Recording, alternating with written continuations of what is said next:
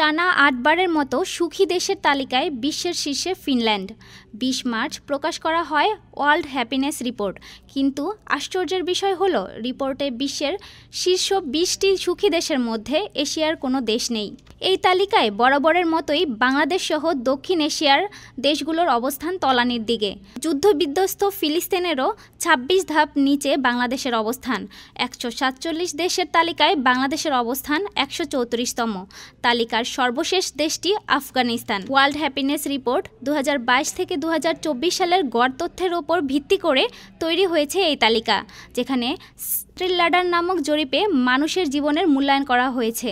এতে ৬টি প্রধান বিষয় বিবেচনা করা হয়েছে: মাথাপিছু জিডিপি, সামাজিক সহায়তা, সুস্থ জীবনের প্রত্যাশা, স্বাধীনতা, উদারতা ও দুর্নীতির অভাব। বিশেষজ্ঞরা বলছেন, ফিনল্যান্ডের সাফল্যের মূল কারণ হলো সাম্য, আস্থা এবং মানুষের মধ্যে সদ্ভাব। দেশটির মানুষ একে অপরকে বিশ্বাস করে এবং ভবিষ্যৎ নিয়ে আশাবাদী। ২০২৫ সালে বিশ্বের শীর্ষ 10টি সুখী দেশ হলো Finland, Denmark, Iceland, Sweden, Netherlands, Costa Rica, Norway, Israel, Luxembourg ও মেক্সিকো। এ তালিকায় শীর্ষ 10-এ নেই যুক্তরাষ্ট্র।